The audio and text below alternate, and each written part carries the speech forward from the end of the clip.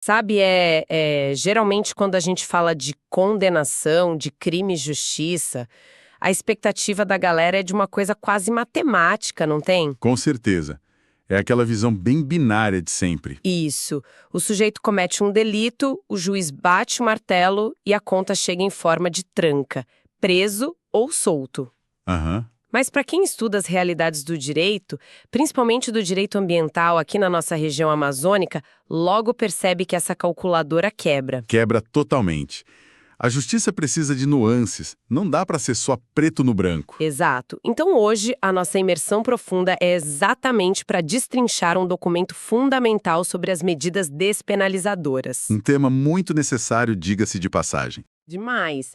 E o foco total hoje é para o pessoal que está roendo os livros lá na Faculdade dos Carajás.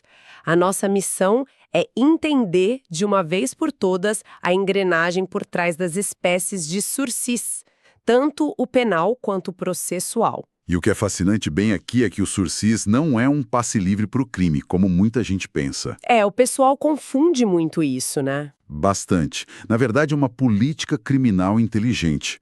A sociedade muitas vezes clama por encarceramento, como se fosse a única resposta válida para qualquer desvio de conduta. Tipo, joga a chave fora e pronto. Pois é. Só que trancar todo mundo em celas superlotadas cria um efeito rebote devastador. Penas curtas, daquelas de 1 ou 2 anos, costumam funcionar como verdadeiras escolas do crime. A pessoa entra por causa de um furto pequeno e sai. Sai com um doutorado em facção criminosa. Exatamente.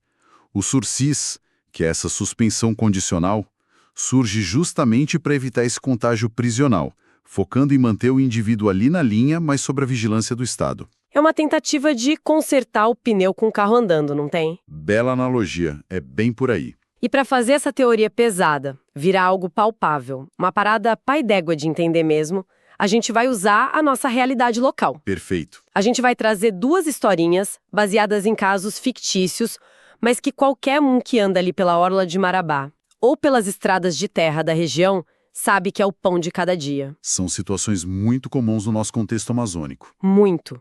São cenários totalmente na linha daquelas discussões clássicas das aulas de direito ambiental do professor Ramon lá da faculdade. O professor Ramon traz sempre uns debates excelentes sobre isso. Com certeza. Então, bora desempacotar isso bem aí, moço. A grande pergunta que fica para o pessoal que está escutando é: qual a diferença entre suspender a pena de um condenado e suspender o processo antes mesmo dele virar réu? O segredo está no momento da intervenção do juiz. A linha divisória entre o sursis processual e o sursis penal é basicamente a fase em que o relógio jurídico está batendo. No primeiro caso, a gente corta o problema pela raiz, sabe? Antes mesmo de existir um julgamento. Então, bora começar por esse filtro inicial, o sursis processual, que está lá no artigo 89, aquele que a lei desenhou para crimes considerados, digamos, leves. Isso, as infrações de menor gravidade. Imagina a seguinte cena, o João da voadeira. O cara tá lá navegando tranquilo no Rio Tocantins, final de tarde, o sol baixando ali na orla de Marabá. Clássico. Só que o João resolve cometer um crime ambiental ali na margem. Digamos, um descarte irregular de material poluente na água. Certo. Um crime cuja pena mínima estipulada na lei é igual ou inferior a 1 ano. Aí o caso cai na mesa do Ministério Público, lá em Marabá. Exatamente. E aí o promotor olha para o João, olha para a denúncia e percebe uma coisa importante. Que um julgamento inteiro vai dar um trabalho enorme, né? Sim, um desperdício de tempo e de dinheiro público. A lógica do Ministério Público nesse momento é de economia processual e também de eficácia restaurativa. O promotor vê que o crime do João bate com esse teto da pena mínima de até 1 ano. Sendo assim, a própria lei permite que, na hora de oferecer a denúncia, ele já vire e diga: bora fazer um acordo. Égua! É como dar um botão de pause no jogo antes mesmo da bola rolar pra valer, não tem? O processo simplesmente congela. Congela. Mas atenção bem aí, não é um favor que o Estado está fazendo para o João. Não é bagunça, né? De jeito nenhum. O João precisa passar por uma triagem rigorosa de antecedentes, aqueles lá do artigo 77 do Código Penal. Quais são os critérios para ele poder apertar esse botão de pause? Primeiro de tudo, ele não pode estar sendo processado por nenhum outro crime e também não pode ter condenação anterior. O Estado avalia a periculosidade dele. Se o João é um cidadão que teve um desvio de conduta isolado, aí sim o MP propõe suspender o processo por um período de 2 a 4 anos. E aí o juiz recebe a denúncia na presença de um defensor e sela o acordo. Isso mesmo. A audiência é fundamental para garantir que ele entendeu as regras. Mas espera lá, o João não sai pela porta da frente do fórum de Marabá livre, leve e solto para fazer churrasco, não, né? O que acontece nesses 2 a 4 anos? O processo está pausado, mas a vida do João passa a ser microgerenciada pela justiça. Vigiada de perto. E aqui entra o caráter pedagógico da medida. Num caso ambiental como esse do Rio, a condição número 1, indiscutível, é a reparação do dano. Ele vai ter que limpar a sujeira que fez. O João vai ter que limpar a margem do rio, retirar o material que jogou, mitigar o impacto. Se ele não consertar o que quebrou, a menos que prove ser fisicamente impossível, o acordo cai. E a rotina dele muda também. Muda drasticamente. Ele fica proibido de frequentar determinados lugares, por exemplo, e muito importante para a nossa região, ele não pode se ausentar da comarca. Ou seja, nada de pegar a van no final de semana para ir badalar em Paropebas ou em Canaã dos Carajás sem o juiz assinar embaixo. Exato. Não pode sair de Marabá sem autorização. E o controle é físico. Como assim físico? Todo mês, religiosamente, o João tem que bater lá no Fórum de Marabá, encostar no balcão e se apresentar para o servidor da justiça. Tem que bater o ponto. Ele precisa justificar as atividades dele, provar que está trabalhando, que tem residência fixa, que está cumprindo a parte dele no trato. Uma coleira invisível. Perfeita definição. E o juiz ainda tem liberdade para adicionar outras condições que façam sentido para aquele caso específico. Mas me tira uma dúvida. E se o João bateu o pé? Tipo, eu não joguei nada no rio, isso é perseguição, eu quero provar minha inocência lá no tribunal. Ele é obrigado a aceitar esse pause? De forma alguma. A suspensão condicional do processo é um acordo, exige anuência. Entendi. Se o João recusar a proposta do MP, o botão de pause não é acionado. A denúncia é recebida, a instrução começa, ele virá réu de fato. E corre o risco real de tomar uma condenação pesada e manchar a ficha, né? Exatamente. Mas aceitando e andando na linha, as vantagens são gigantescas. Quais são as principais para a galera notar? Primeiro, não encarcera. Segundo, desafoga o sistema. O Fórum de Marabá, que tem pilhas de processos, consegue focar em crimes graves. Homicídios, corrupção. Isso. E a grande sacada. Se passar o período de prova e ele cumprir tudo, a punibilidade é extinta. A ficha continua limpa, não gera antecedentes criminais. Gal, é como se nada tivesse acontecido pro histórico dele. É uma troca justa. O Estado abre mão da punição clássica em troca de comportamento exemplar e da reparação do dano. Par d'égua. Mas e a prescrição?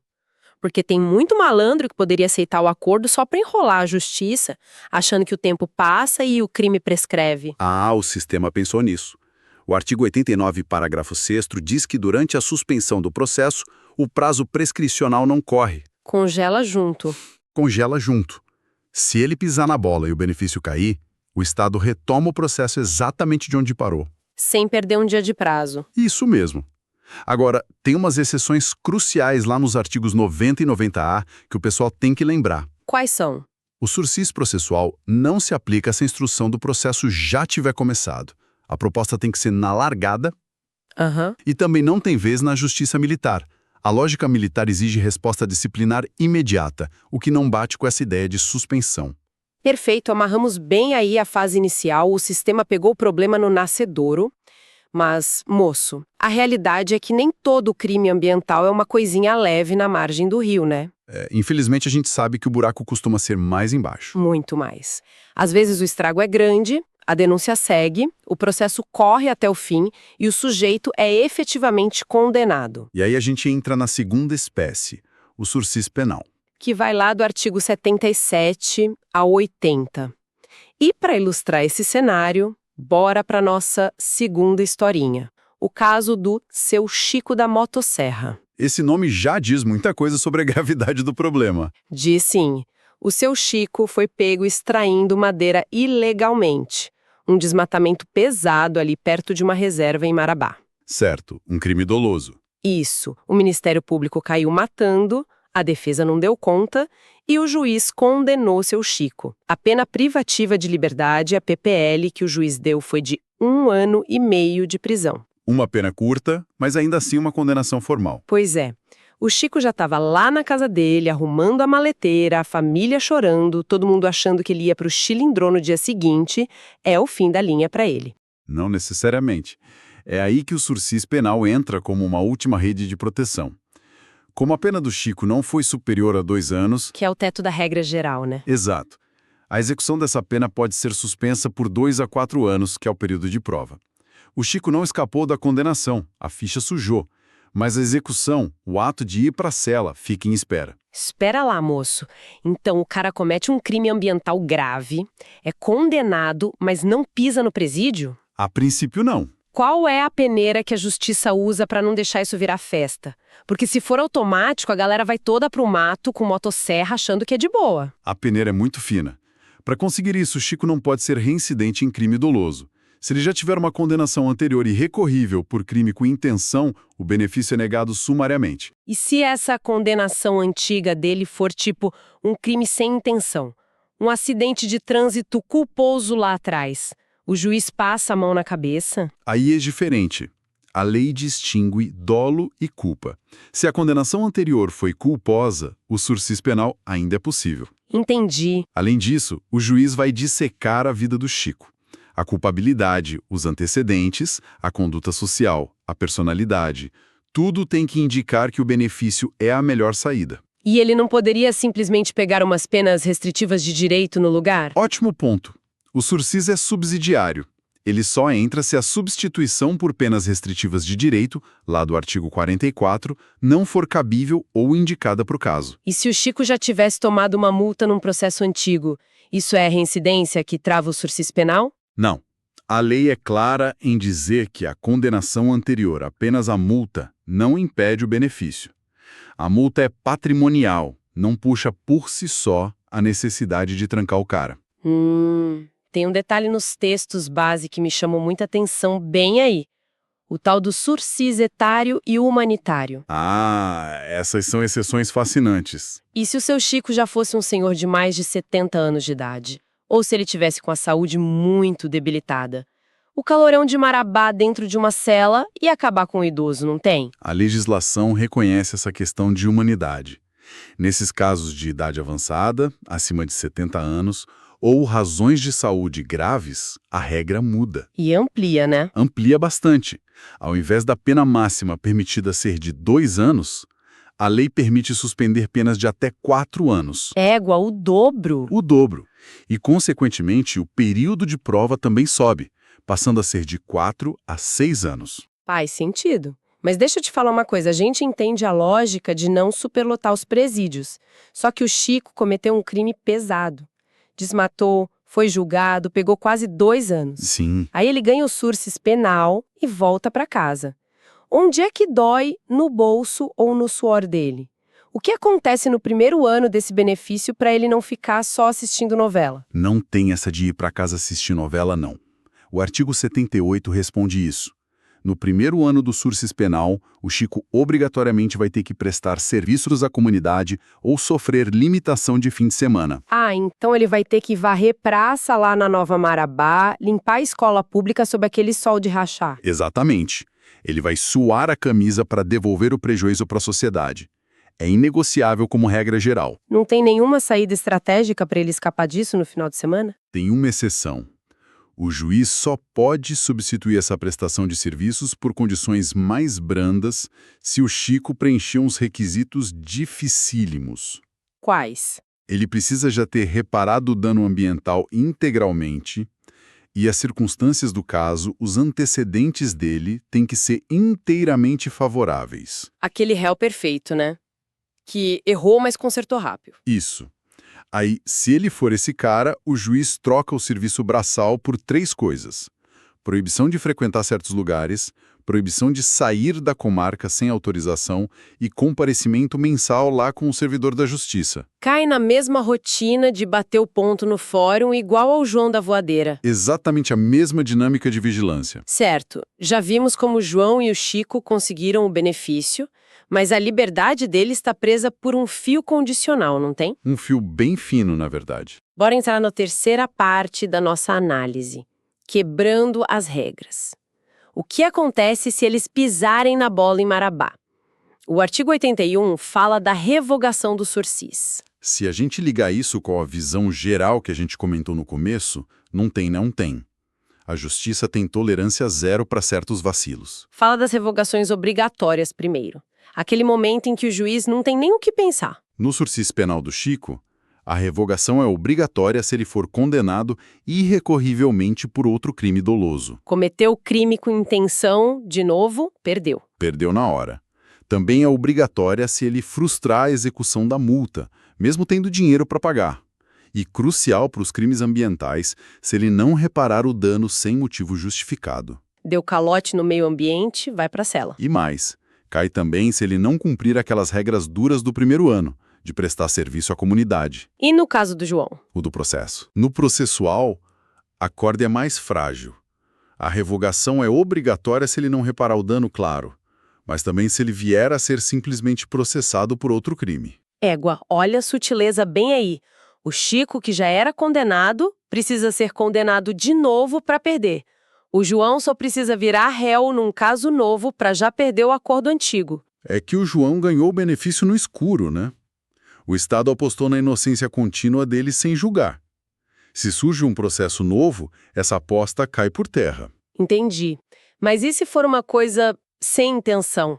Digamos que o cara tá cumprindo o sursis dele bonitinho, mas num dia de chuva forte na Transamazônica, ele perde o controle da caminhonete, bate e causa lesão corporal em alguém. Crime culposo no trânsito. Nesses casos de crime culposo ou uma contravenção penal mais leve, a lei traz a revogação facultativa. O juiz tem a opção, então? Isso, o juiz pode revogar ou não. Ele vai ponderar.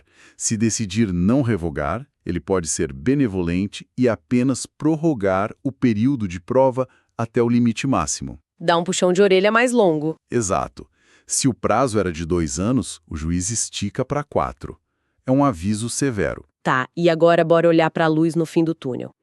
O prazo passou bonitinho. O João recuperou a margem do rio, o Chico cortou a grama das escolas sem faltar, pagou a multa.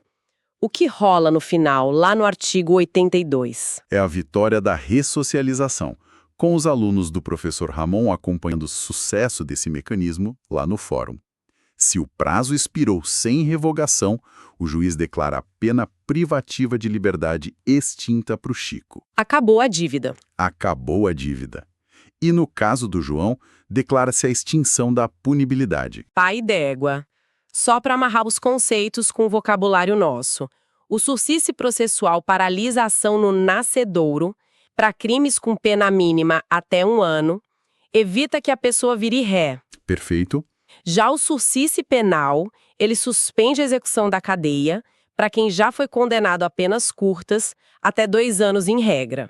E exige suor e bom comportamento rigoroso sobre o olhar do servidor da justiça. Resumiu brilhantemente. Para fechar nossa imersão de hoje, queria que tu deixasse um pensamento provocativo para a galera refletir. Claro, considerando que o sursis busca evitar o encarceramento e focar na reparação, que é vital quando falamos de Amazônia e Marabá, fica a reflexão para os futuros juristas da Faculdade dos Carajás. Num sistema prisional tão superlotado, será que expandir esses mecanismos que exigem a recuperação da natureza e serviço real à comunidade não traria um retorno muito mais prático e restaurativo do que simplesmente trancar o infrator numa cela? Nossa, dá para deixar a cabeça fritando o resto do dia com isso.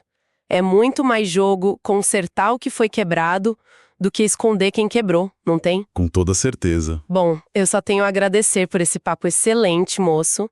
Foi muito esclarecedor. E pra galera da Faculdade dos Carajás, continuem questionando e estudando a fundo essas leis despenalizadoras. A teoria só faz sentido quando ela encontra a prática aqui na nossa região. Foi um prazer participar. Um abraço para todo mundo. Valeu por acompanhar a gente em mais essa imersão profunda. E a gente se encontra na próxima!